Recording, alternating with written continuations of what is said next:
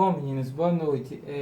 Eu gostaria de falar com vocês hoje sobre esse conteúdo gramatical, contractions. Porque toda vez que eu peço uma atividade que envolve música, ou um poema, enfim, um texto, e tem muita abreviação, vocês se confundem muito, às vezes conhecem a palavra, as palavras, a estrutura, mas não sabem que estão abreviadas as contractions, certo? Então veja bem. Contractions são contrações ou abreviações, ok? Eu posso dizer a frase I am beautiful ou I'm beautiful. Quer dizer, eu troquei o I am por I'm. Eu abreviei, certo? Ao invés de falar I am, eu falei só apenas I'm. E significa a mesma coisa, que é eu sou ou eu estou. Se eu falar you are beautiful, eu posso trocar o you are apenas por your. Essa é a forma contraída, abreviada, certo? De you are. São duas palavras em sequência que eu posso juntar e formar uma só. Então, em vez de you are, eu uso your. Mais um exemplo é she is, certo? Eu posso falar apenas she's. She's beautiful, né? Ela é bonita. Ou she's beautiful é a mesma coisa. She's beautiful, she is beautiful. É a mesma coisa. É só uma pequena colocação. As contractions são abreviações, né, ou contrações. Você usa tanto numa linguagem formal ou informal. Pode usar na linguagem formal, texto, carta, enfim, texto universitário, ou na linguagem do dia a dia, ou na linguagem formal. Fiquem à vontade, a contraction ela é bem aceita, certo? Então, contractions é uma forma mais rápida de falar alguma coisa, né, através da junção e abreviatura, né, de duas palavras que estejam em sequência. Veja bem, as palavras têm que estar em sequência, não pode estar um no começo da frase e outro lá no final. Aí a gente não pode abreviar, tem que estar em sequência. Em português temos um exemplo que é a palavra de com a palavra água. Quando juntamos numa contração ou abreviação, fica d'água. Usamos esse acento aqui, ó, em cima, que se chama apóstrofo, certo? Nas abreviações. Então, temos aqui o pronome pessoal I e o verbo to be am. Então, I am, eu posso falar I am ou posso falar I'm, certo? Eu posso falar you are ou posso falar apenas your. Tem o mesmo significado. Eu posso falar we are ou posso falar we're. Posso falar they are ou posso falar they're. Todos têm o mesmo significado. Essa parte aqui em preto é a parte escrita normal, enfim, as palavras soltas, as duas palavras, não é isso? E essa parte vermelha é a parte abreviada ou contraída, são as contractions. Veja bem, com os apóstrofos. Próximo slide. Aqui são, como eu chamo, os chatinhos, né? Pronomes de terceira pessoa do singular. Então, é o he, she, it. Esses são os pronomes pessoais. Verbo to be, is. Então, se eu disser he is, eu posso dizer his. Se eu disser she is, eu posso dizer she's. Se eu disser it is, eu posso também dizer it's. Tem o mesmo significado, ok? Uma observação em relação ao verbo have, que significa ter.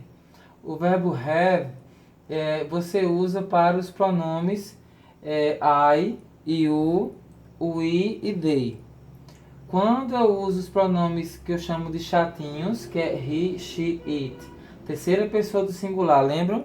Então eu não posso usar o have, eu tenho que usar o has, que são iguais, eles têm a mesma tradução, significa ter, certo? Eu posso dizer I have, eu posso dizer you have. Mas eu não posso dizer he have.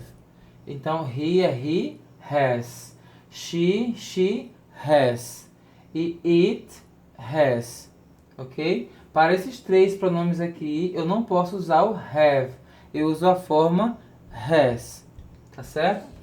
Por isso que eu chamo eles de chatinhos, porque eles têm umas peculiaridades, umas coisas que só eles que têm. Então, mas eles são legais, tá? São fáceis. E o verbo have significa ter. E has também é verbo ter. Se eu digo I have, eu tenho. Se eu digo you have, você tem. Mas se eu disser que ele tem, eu não vou dizer he have, eu vou dizer he has. Ok? Próximo slide está aqui. Os pronomes pessoais. I, you, he, she, it. We, you e they. Certo? Cada um com a tradução aqui atrás, ó. Que é eu, você, ele, usado para nomes masculinos, para homens, né? Ela para mulheres, nomes femininos. Ele ou ela, que equivale ao it, que usamos para animais, objetos, emoções, sentimentos, enfim, coisas, né? Aqui, esses três últimos são plural, quer dizer, eles se referem a mais de uma pessoa, tá? Daqui para cima, se refere a uma pessoa só, tá? Do it para cima, se refere a apenas uma pessoa. Do we para baixo, que é o nós, se refere a mais de uma pessoa. Então, o we é nós, e o vocês, e they, eles ou elas.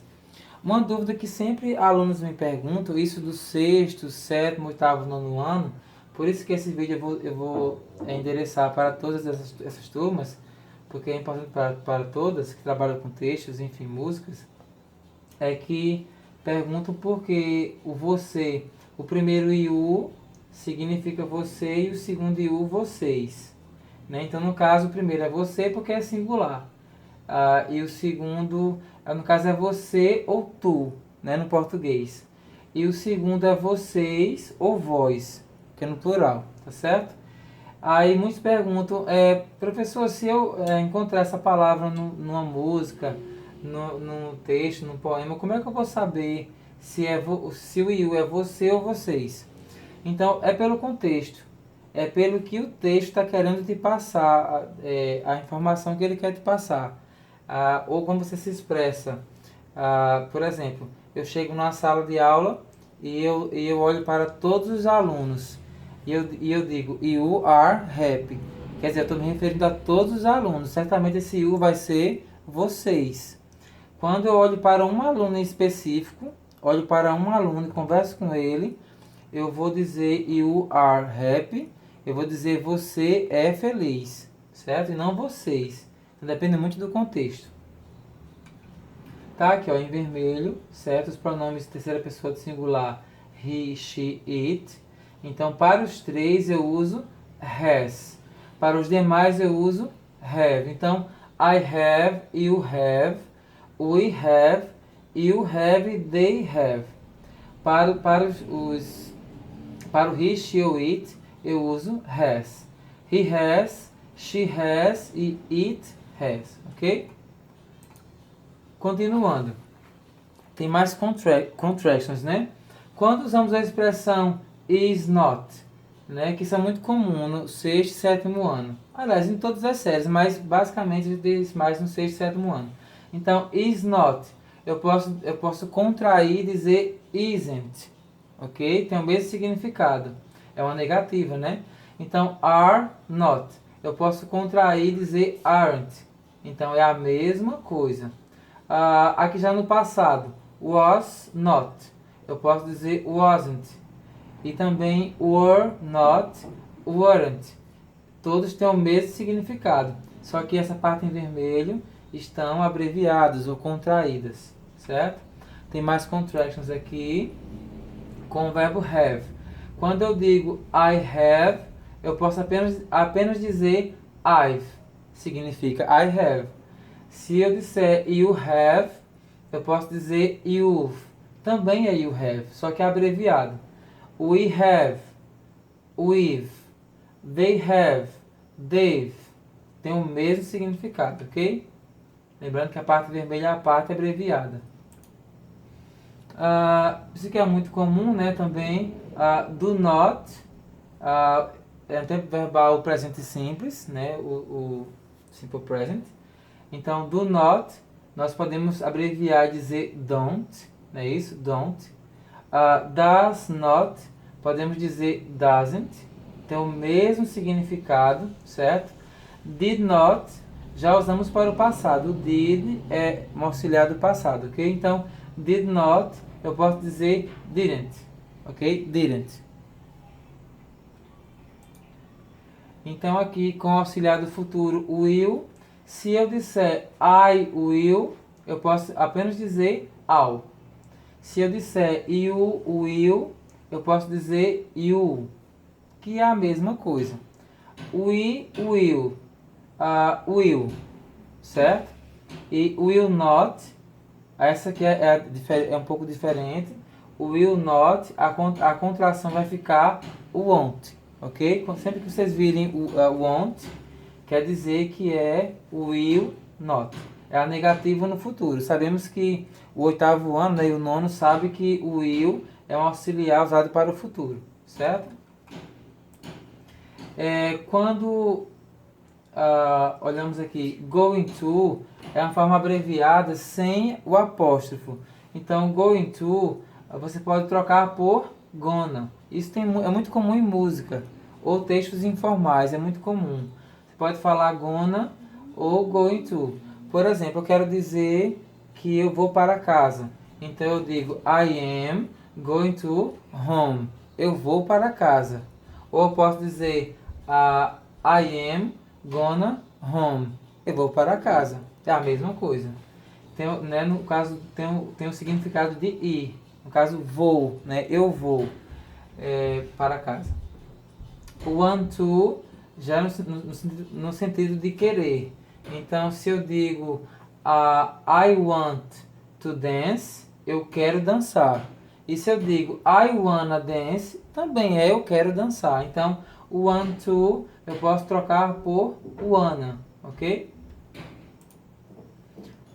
Pronto, pessoal, é isso aí. Espero que eu tenha sido claro. Qualquer dúvida me perguntem no WhatsApp, ok?